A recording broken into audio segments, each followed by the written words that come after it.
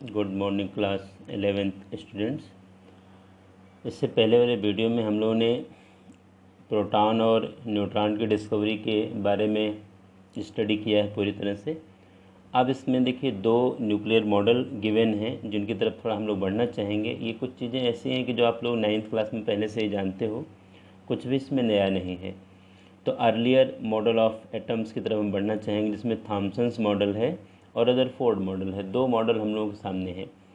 Thompson models में जहाँ तक आप लोगों को पहले से ही पता है कि जे थॉमसन ने कोई एक्सपेरिमेंटल सपोर्ट इसमें इन्होंने नहीं दिया है, न तो कोई एक्सपेरिमेंट किया। इन्होंने एक हाइपोथेसिस बनाई है जो कि आप पहले से ही पता है, जो कि 1904 में इन्होंने ये मॉडल अपना दिया है। इन्होंने क्या माना कि चूँकि इलेक्ट्रॉन और प्रोटॉन की डिस्कवरी हो गई, इतना क्लियर हो गया कि एटम के अंदर इलेक्ट्रॉन्स हैं, प्रोटॉन्स हैं, तो इन्होंने अपना कॉन्सेप्ट दिया कि एटम पूरा एक पॉजिटिव चार्ज स्फीयर है। जैसे कोई भी एटम पूरा का पूरा सॉलिड है और ये पॉजिटिवली चार्ज है। पॉजिटिव चार्ज स्फीयर होने के साथ साथ इसमें इलेक्ट्रॉन ऐसे बिल्कुल एम्बेडेड ऑर्डर में, अनइवन ऑर्डर में, जिग जैग ऑर्डर में, कोई पर्टिकुलर इसका ऑर्डर नहीं है। इस पूरे पॉजिटिव स्फीयर में चारों तरफ इस तरह से डिस्ट्रीब्यूटेड हैं जिससे कि इस पूरे अरेंजमेंट के थ्रू एटम के अंदर मैक्सिमम कह सकते हैं कि मैक्सिमम स्टेबिलिटी का केस बने और मिनिमम रिपल्सन का ऑर्डर बने। मतलब मिनिमम रिपल्सन और मैक्सिमम स्टेबिलिटी के बेसिस पर पूरा इलेक्ट्रॉन इस पॉजिटिव चार्ज स्फीयर में कह सकते हैं कि एम्बेडेड ऑर्डर में है। इसको हम लोग वाटरमेलन मॉडल का भी नाम देते हैं, क्योंकि आपको पहले से पता है कि वाटरमेलन मॉडल का मतलब सिंपली क्या हुआ कि पूरा का पूरा जो ये अपना पॉजिटिव चार्ज स्फीयर है, इसमें इलेक्ट्रॉन जो हैं उसी तरह से चारों तरफ बिखरे हुए हैं जैसे कि वाटरमेलन के अंदर उसके सीड ब्लैक कलर वाले या ब्राउन कलर वाले चारों तरफ बिखरे होते हैं। इसलिए इसको वाटरमेलन मॉडल का नाम हम लोग देते हैं। मेन चीज़ यहाँ पर बताना चाहूँगा कि इस मॉडल का न तो कोई एक्सपेरिमेंट इन्होंने किया है, केवल एक हाइपोथेसिस दी है, और न तो इसके रिगार्डिंग कोई एक्सपेरिमेंटल सपोर्ट मिला। बाद में ये मॉडल पूरी तरह से आप मान सकते हो कि जब रदरफोर्ड ने अपना न्यूक्लियर मॉडल दिया एक्सपेरिमेंट के बेसिस पर, तो ये मॉडल पूरी तरह से फेल हो गया। इसका कोई कह सकते हैं कि केवल हिस्टोरिकल एस्पेक्ट बचा और कोई अपने काम का कॉन्सेप्ट इसमें रहा नहीं। लेकिन इतना ज़रूर कहना चाहूँगा कि जे थॉमसन ने एक चीज़ बताई थी, एक लाइन ये ज़रूर लिखी थी कि total magnitude of positive charge is equal to total magnitude of negative charge. ये लाइन ज़रूर हमारे काम की है। Hence atoms are electrically neutral. हम लोगों को आज भी पता है कि एटम इलेक्ट्रिकली न्यूट्रल हैं और उसके ऊपर कोई चार्ज ऑलरेडी नहीं है। तो इतना तो आप लोगों को मेरे ख्याल से पहले से ही क्लियर है, जो कि आप 9th क्लास में थॉमसन्स मॉडल पढ़ चुके हो। फिर भी आप एनसीईआरटी में भी एक बार इसको पढ़ना ज़रूर अच्छी तरह से, और इस वीडियो को अच्छी तरह से आप लोग देखना। इसके अगले देखो सेकंड न्यूक्लियर मॉडल तरफ बढ़ना चाहूँगा, जो कि बड़े काम का अपना है। रदरफोर्ड मॉडल न्यूक्लियर मॉडल है, जिसको हम डिस्कवरी ऑफ न्यूक्लियस से जोड़ सकते हैं, क्योंकि इस एक्सपेरिमेंट के थ्रू न्यूक्लियस की डिस्कवरी हुई है। जैसा कि आप सबको पता ही है कि यहाँ पर देखो हम लोगों ने क्या किया है कि एक लेड का ब्लॉक ले रखा है और उसमें हमने रेडियो एक्टिव सब्सटेंस ले रखा है, क्योंकि इनका नाम ही है alpha particle scattering experiment, Rutherford model of atom discovery of nucleus. इस पूरे एक्सपेरिमेंट को हम अल्फ़ा पार्टिकल स्कैटरिंग एक्सपेरिमेंट का नाम देते हैं। अल्फ़ा पार्टिकल है क्या, इसके पहले न्यूट्रॉन की डिस्कवरी के टाइम पर हमने आपको क्लियर कर दिया है कि अल्फ़ा पार्टिकल और हीलियम में क्या रिलेशन है, क्या डिफरेंस है। तो रेडियो एक्टिव सब्सटेंस से alpha beta gamma rays emit होती हैं। यहाँ पर जो इन्होंने ब्लॉक ले रखा है, ये बाकी जो रेज इधर उधर रिलीज़ होंगी वो एब्जॉर्ब कर लेंगी, और केवल अल्फ़ा पार्टिकल को देखो एक ब्लॉक के एक बीम के फॉर्म में आगे की तरफ मूव करेंगी, आगे की तरफ ही जाएगी। यहाँ पर हमने स्लिट ले रखा है, ये भी देखा जाए एक प्लेट है कि बाई चांस कोई रेज इधर या इधर आएगी तो ये एब्जॉर्ब कर लेगी। केवल पतले से होल से अल्फ़ा पार्टिकल को हम आगे ले जाएंगे। यहाँ पर मैं बताना चाहूँगा कि अल्फ़ा पार्टिकल को काफ़ी स्पीड से, फास्ट मूविंग अल्फ़ा पार्टिकल को हम लोग यहाँ पर एक गोल्ड फॉयल ले लेंगे। यहाँ पर थिन फॉयल ऑफ गोल्ड। देखो यहाँ पर गोल्ड लेने का पर्पस केवल इतना सा है कि गोल्ड के एटम बड़े बड़े हैं। यहाँ पर हमने थिन फॉयल गोल्ड का ले रखा है। गोल्ड के एटम बड़े बड़े होंगे, और साथ में देखा जाए गोल्ड चूँकि मोस्ट मेलेबल मेटल है, इसलिए उसकी एक थिन फॉयल का फॉर्मेशन हो सकता है। बाकी किसी मेटल का थिन फॉयल बनाएंगे तो मेटल टूट जाएगा। यहाँ पर देखिए एक सर्कुलर जिंक सल्फाइड की हमने स्क्रीन लगा रखी है और फास्ट मूविंग अल्फ़ा पार्टिकल को मैंने इस थिन फॉयल ऑफ गोल्ड के ऊपर हमने देखा जाए इसको तेज़ी से इसको बम्बार्टमेंट किया है। अल्फ़ा पार्टिकल के बम्बार्टमेंट के लिए अलग अलग इंस्ट्रूमेंट की नीड होती है। तो इसके लिए देखा जाए एक हमारे पास इंस्ट्रूमेंट होता है साइक्लोट्रॉन। उस साइक्लोट्रॉन का यूज़ करके हम लोग इसको एक्सेलरेट कराते हैं, क्योंकि ये इतने आसानी से गोल्ड फॉयल पर आके कह सकते गोल्ड फॉयल पर बम्बार्टमेंट इसका नहीं हो सकता, इसलिए इसको काफ़ी हाई स्पीड देनी पड़ती है, तब जा कर के ये एक्सपेरिमेंट परफॉर्म हो पाता है। तो अब देखा जाए अगर ये पूरा गोल्ड के एटम मान लीजिए कि थॉमसन्स मॉडल के अकॉर्डिंग पूरे के पूरे सॉलिड हैं और उसी एटम ने गोल्ड फॉयल बनाया है, पूरा गोल्ड फॉयल का फॉर्मेशन कर रखा है, तो मैक्सिमम अल्फ़ा पार्टिकल को वापस हो जाना चाहिए था। जैसा कि आप सबको पता है कि कोई भी अगर ऑब्जेक्ट किसी सॉलिड ऑब्जेक्ट से टकराएगा तो ऑब्जेक्ट अगर सॉलिड ऑब्जेक्ट बहुत हैवी है तो उसको वापस आना पड़ेगा। लेकिन एक्सपेरिमेंट जो इन्होंने सोचा था, जो इनका कॉन्सेप्ट था, उससे पूरा अलग मिला। इन्होंने क्या देखा, जैसा आप सबको पता ही है कि मैक्सिमम अल्फ़ा पार्टिकल बिल्कुल सीधे निकल गए, एकदम स्ट्रेट लाइन में चले गए। मतलब मैक्सिमम अल्फ़ा पार्टिकल यहाँ आकर के देखिए कोलाइड किए हैं। Most of the alpha particle strike here, यहाँ पर जिंक सल्फाइड की स्क्रीन को इन्होंने ब्लैक किया है मैक्सिमम अल्फ़ा पार्टिकल ने। कुछ अल्फ़ा पार्टिकल देखिए अपने रास्ते से कुछ एंगल पर डेविएट हुए और काफ़ी कम अल्फ़ा पार्टिकल, जैसा कि आप सबको पता है कि लगभग 20,000 अल्फ़ा पार्टिकल ऐसे थे जो कि जिस डायरेक्शन में गए, मतलब उनका डेविएशन जो हुआ 90 डिग्री से ज़्यादा हुआ। जैसे मान लीजिए कि ये अल्फ़ा पार्टिकल इस डायरेक्शन में वापस आया, तो ये सिचुएशन बहुत कम है। मेरे कहने मतलब 20,000 अल्फ़ा पार्टिकल में से केवल एक अल्फ़ा पार्टिकल के अंदर ये प्रॉब्लम्स आई। तो इस एक्सपेरिमेंट से ये थोड़ा क्लियर होने लगा कि जो हम लोगों ने ये मान लिया था थॉमसन्स मॉडल के अकॉर्डिंग कि पूरा एटम सॉलिड है, उसमें कहीं न कहीं देखा जाए कुछ कॉन्सेप्ट में डेविएशन क्रिएट होने लगा कि एटम अगर सॉलिड है तो ये alpha particle maximum straight line में गए क्यों। अब हम लोग थोड़ा सा न्यूक्लियर मॉडल को इस एक्सपेरिमेंट समझना चाहेंगे जो कि यहाँ पर मैंने बना रखा है। देखिए आज के टाइम में आप लोगों को प्रीवियस कॉन्सेप्ट से के बेसिस पर भी क्लियर है कि एटम के देखो बीच में सेंटर में एक बहुत छोटा सा स्पेस है जिसको हम लोग न्यूक्लियस का नाम देते हैं आज के टाइम में, और ये पूरा एक्स्ट्रा न्यूक्लियर स्पेस है जिसमें इलेक्ट्रॉन रोटेट करेंगे। अब एक एटम की पिक्चर को लेकर के हम डिस्कस करना चाहेंगे। अब मान लीजिए जो अल्फ़ा पार्टिकल यहाँ से रिलीज़ होगा, यहाँ से जाएगा, अब उसके रास्ते में इलेक्ट्रॉन मिलेंगे, लेकिन इलेक्ट्रॉन का चूँकि मास बहुत कम है और अल्फ़ा पार्टिकल बहुत हैवी है उनके रिस्पेक्ट में, तो ये तो बिल्कुल ऐसे सीधे निकल जाएंगे। अब देखिए जो अल्फ़ा पार्टिकल यहाँ से पास होंगे वो सीधे निकल जाएंगे यहाँ पर, लेकिन जो अल्फ़ा पार्टिकल सोचिए ये न्यूक्लियस के क्लोज से जाएगा यहाँ से। अब न्यूक्लियस चूँकि पॉजिटिव चार्ज है, अब न्यूक्लियस नाम ये नहीं इसलिए नहीं देंगे क्योंकि इसी एक्सपेरिमेंट के थ्रू न्यूक्लियस की डिस्कवरी हुई है, लेकिन आप लोगों को प्रीवियस कॉन्सेप्ट के बेसिस पर न्यूक्लियस का आइडिया तो है ही। तो चूँकि अल्फ़ा पार्टिकल के ऊपर भी देखो प्लस चार्ज है, ये भी पॉजिटिव है, तो अब यहाँ पर आकर के देखो चूँकि दोनों एक दूसरे सेम चार्ज वाले हैं इसलिए रिपल्सन होगा, और रिपल्सन से इसका पाथ डेविएट हो जाएगा। अगर मान लो कोई अल्फ़ा पार्टिकल ऐसा है कि जो यहाँ से इसके क्लोज से जाना चाह रहा है तो वो देखो वो भी डेविएट हो जाएगा। डिपेंड करेगा न्यूक्लियस के कितने करीब है। अब मान लो यहाँ से कोई पास होगा वो तो सीधे निकल जाएगा, क्योंकि आपको पता है कि यहाँ पर डेविएशन कुछ नहीं, यहाँ पर है, वो सीधे निकल जाएगा। तो मैक्सिमम अल्फ़ा पार्टिकल जो न्यूक्लियस से थोड़ा सा दूर, न्यूक्लियस के पास से होने के बजाय थोड़ा दूर जाएंगे, वो सब के सब सीधे लाइन में जाएंगे।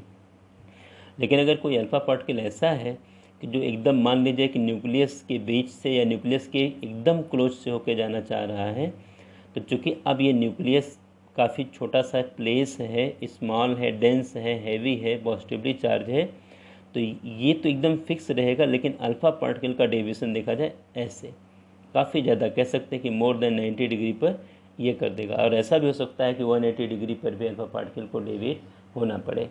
क्योंकि देखा जाए अब इस छोटे से स्पेस को जो कि पॉजिटिव चार्ज है, डेंस है, हैवी है, इसी छोटे से पॉजिटिव चार्ज वाले स्फीयर को, जिसको ये मान लिया गया कि एटम के सेंटर में बीच में अवेलेबल है, इसी को न्यूक्लियस नाम दे दिया गया।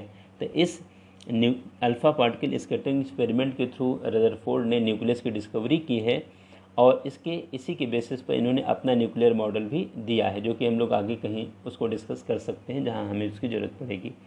तो ये तो मेरे ख्याल से आप लोगों को पहले से ही क्लियर है और आप लोगों को पता होना चाहिए कि ऐसा हो क्यों रहा है, ठीक है ना।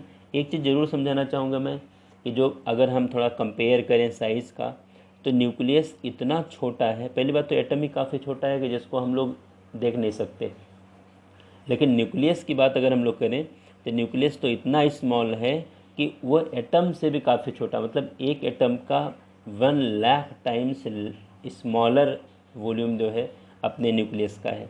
यूँ आप मान सकते हो कि अगर हम एक चीज़ ये मान के चलें, आप थोड़ा हाइपोथेसिस अपने दिमाग में सोचना कि 5 किलोमीटर रेडियस का अगर एक बड़ा सा स्फीयर अगर हम बनाएं, तो एटम अगर इतना बड़ा हो तो बीच में एक फुटबॉल के बराबर न्यूक्लियस की साइज़ आएगी। आप इमेजिन कर सकते हो इस पॉइंट को, या यूँ कह लीजिए कि जो फुटबॉल खेलने का बहुत बड़ा यानी खूब बड़ा प्लेग्राउंड होता है, जैसा आप लोग पहले से परिचित हो फुटबॉल के ग्राउंड से, तो उसमें बीच में उसके सेंटर में ले जाकर एक मटर का पीस रख दिया जाए तो जितना छोटा होगा, वैसे ही एटम और न्यूक्लियस में रिलेशन है। क्योंकि एटम इटसेल्फ काफ़ी स्मॉल है, जो कि हम आँख से तो देख नहीं सकते, हाई पावर माइक्रोस्कोप से केवल उसका सरफेस देख सकते हैं, वैसा ही न्यूक्लियस तो उससे भी काफ़ी स्मॉल है। ये सब चीज़ें एक एक्सपेरिमेंटल सपोर्ट पर बेस्ड हैं। तो इस रदरफोर्ड न्यूक्लियर यानी कह सकते हैं रदरफोर्ड न्यूक्लियर मॉडल के बेसिस पर देखा जाए, इसमें हम लोगों ने न्यूक्लियस की डिस्कवरी हम लोगों ने एक्सपेरिमेंट से की है। अब रदरफोर्ड ने क्या किया कि एटम को 2 पार्ट में डिवाइड कर लिया। इन्होंने माना कि एटम के सेंटर में एक छोटा सा स्पेस है जिसको न्यूक्लियस नाम दे दिया गया। एटम का पूरा मास और पॉजिटिव चार्ज यानी प्रोटॉन इसी छोटे से स्पेस में अवेलेबल है, और बाकी इन्होंने बड़ा सा एक्स्ट्रा न्यूक्लियर स्पेस के मान लिया। इसमें इन्होंने माना कि इसमें इलेक्ट्रॉन एकदम से कह सकते हो कि काफ़ी हाई स्पीड से रोटेट करेंगे। ये इनका न्यूक्लियर मॉडल है। साथ में इन्होंने इतना ज़रूर कहा कि जितने नंबर प्रोटॉन के होंगे जो न्यूक्लियस में है, चूँकि पॉजिटिव चार्ज है, सेम नंबर में इलेक्ट्रॉन आउटर सेल में यानी बाहर वाले एक्स्ट्रा न्यूक्लियर पाथ में रोटेशन शो करेंगे। चूँकि दोनों का नंबर सेम है, इसलिए दोनों पर प्लस और माइनस चार्ज टोटल सेम आएंगे और एटम इलेक्ट्रिकली न्यूट्रल होगा। लेकिन ये तो एक सिंपल सी हाइपोथेसिस है, आगे चल कर के इसमें काफ़ी ड्रॉबैक भी आए और फिर हमें बोर मॉडल और दूसरे मॉडल की तरफ बढ़ना पड़ेगा। लेकिन एक सिंपल एक्सपेरिमेंट की तरफ हम लोग इसको समझ सकते हैं। आप लोग इसको ज़रूर अच्छी तरह से दोनों मॉडल को ध्यान से समझना, क्योंकि इसी के बेसिस पर आगे आप मान सकते हो कि हम यानी बोर्स मॉडल की तरफ मूव करेंगे। इसके आगे छोटे छोटे हमारे कॉन्सेप्ट, और जैसा कि आप लोगों को पता है प्रीवियस नॉलेज के बेसिस पर भी, atomic number and atomic mass आप सबको क्लियर है। एटॉमिक नंबर का मतलब ही होता है कि number of proton present in an atom are known as its atomic number. अगर एटॉमिक नंबर को हमें कहीं डिफ़ाइन करना हो या डिस्कस करना हो, तो वहाँ पर जितने प्रोटॉन होंगे उस पर्टिकुलर एटम के अंदर, उसको हम एटॉमिक नंबर का नाम देते हैं। तो atomic number of an element is equal to total number of protons present in the nucleus. और आपको सबको पता है कि प्रोटॉन का नंबर इलेक्ट्रॉन का नंबर सेम होता है, इसीलिए total number of electrons present in the neutral atom ध्यान देना पड़ेगा, क्योंकि आपको पता है कि इलेक्ट्रॉन लूज़ या गेन हो सकते हैं। प्रीवियस कॉन्सेप्ट के बेसिस पर आप ये बात बता सकते हो। एटॉमिक मास नंबर या एटॉमिक मास को हम यूँ समझ सकते हैं कि number of protons plus number of neutrons. Mass number और एटॉमिक मास दोनों चीज़ें सेम है, मास नंबर कहा जाए या एटॉमिक मास कहा जाए, of an element equal to number of protons plus number of neutrons. इस सिंपल कॉन्सेप्ट के थ्रू आप लोग यानी एटॉमिक नंबर और एटॉमिक मास को समझ सकते हो। इस पर कभी कभी छोटे छोटे कह सकते हैं कि एक्सपेरिमेंट क्वेश्चंस हम लोगों के सामने बनते हैं। जैसा कि कहीं पर भी हम लोग किसी भी एलिमेंट को अगर रिप्रेजेंट करते हैं, जैसे ऐसे हमने कोई एक एलिमेंट रिप्रेजेंट कर दिया, तो यहाँ पर हम लोग करते क्या है कि एलिमेंट का सिंबल रिप्रेजेंट करते हैं। अब यहाँ पर जेड, एटॉमिक मास को हम जेड से डिनोट करते हैं, तो जेड जो है एटॉमिक मास के लिए, और वो नंबर हम यहाँ लिखते हैं। और ए, इसको हम मास नंबर का नाम देते हैं या एटॉमिक मास का नाम देते हैं, इसको कैपिटल ए से डिनोट करते हैं। अब मान लो जैसे देखो हमने ले लिया सी, कार्बन ले लिया, यहाँ पर मैंने 6 लिखा, यहाँ पर हमने 12 लिखा। और आपको देखने से लग रहा है कि सी ये कार्बन का सिंबल है, 6 कार्बन का एटॉमिक मास है, 6 कार्बन का एटॉमिक नंबर है और 12 कार्बन का एटॉमिक मास है। एटॉमिक नंबर का मतलब 6 प्रोटॉन का नंबर है और 12 का मतलब प्रोटॉन प्लस न्यूट्रॉन का नंबर है। अब चूंकि एटम इलेक्ट्रिकली न्यूट्रल है, इसलिए 6 प्रोटॉन अगर इसके अंदर हैं तो 6 इलेक्ट्रॉन भी होंगे। तो अगर इस केस में कहा जाए कितने प्रोटॉन हैं, कितने इलेक्ट्रॉन हैं, कितने न्यूट्रॉन हैं, तो ये जो नंबर है ये तो प्रोटॉन के नंबर को बता रहा है, तो प्रोटॉन का नंबर 6, कोई चार्ज है नहीं इसके ऊपर, कार्बन के ऊपर, इसलिए इलेक्ट्रॉन का नंबर भी 6।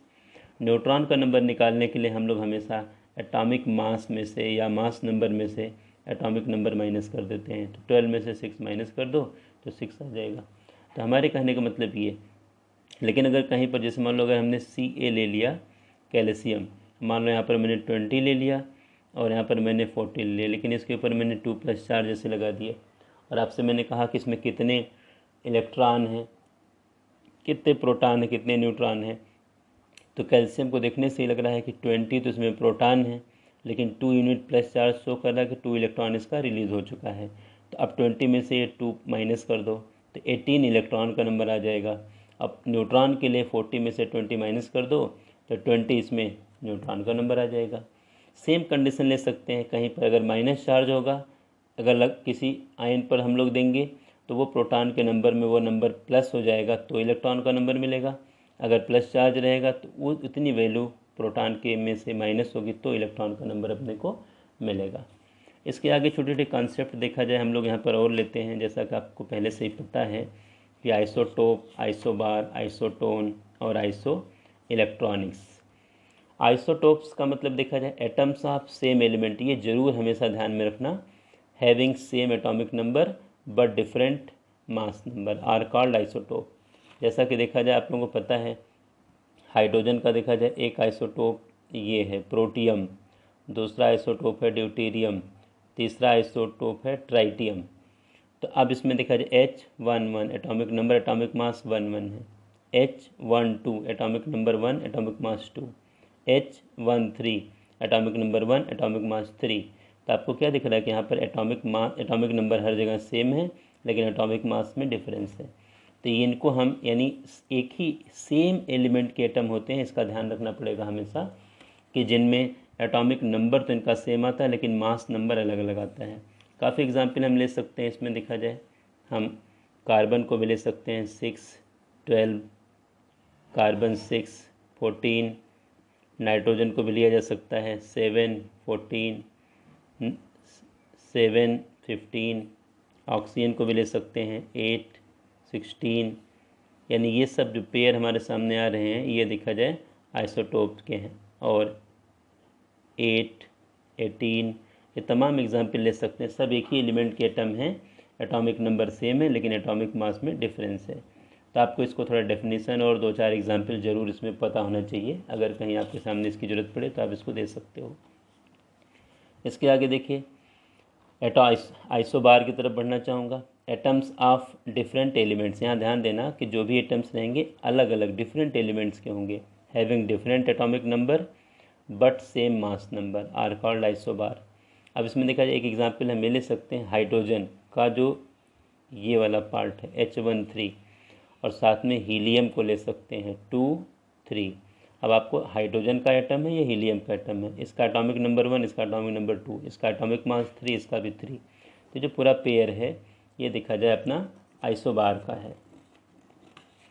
और भी एग्जांपल इसमें हम ले सकते हैं, जैसे देखा जाए यहीं पर हम कंसिडर कर सकते हैं इस वाले केस में, यहाँ पर कार्बन को ले लो, कार्बन देखो 6 और 14, और नाइट्रोजन को ले लो 7, 14।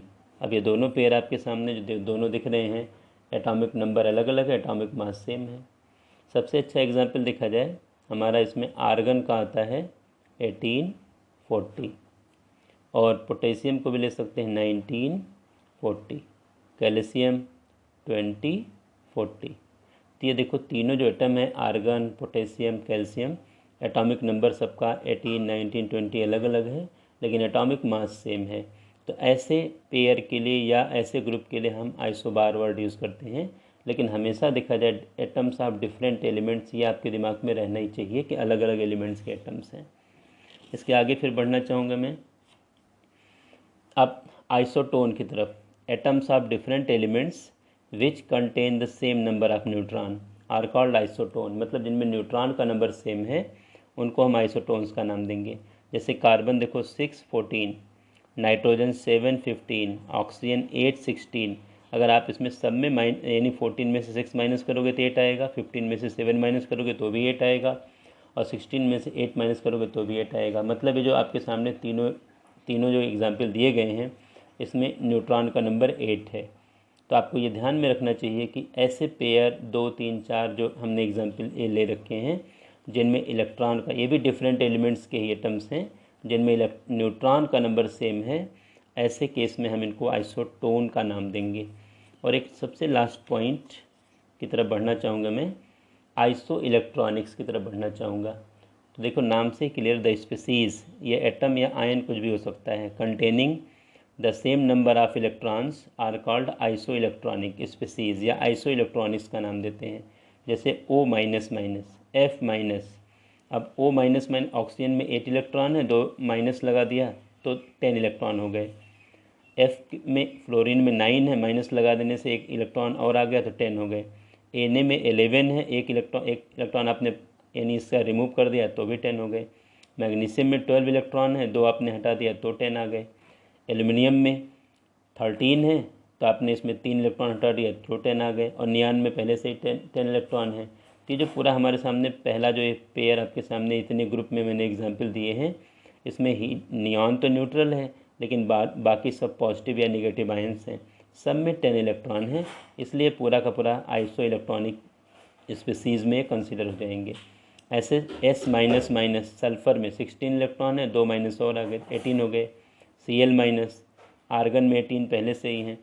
पोटेशियम में 19 है, 1 कम कर लिया। कैल्शियम में 20 है, 2 कम कर लिया। तो अब ये जो हमारे सामने पेयर हैं या न्यूट्रल एटम के या नेगेटिव चार्ज या पॉजिटिव चार्ज के, ये सब आइसो इलेक्ट्रॉनिक स्पीसीज़ या आइसो इलेक्ट्रॉनिक के एग्जाम्पल हैं।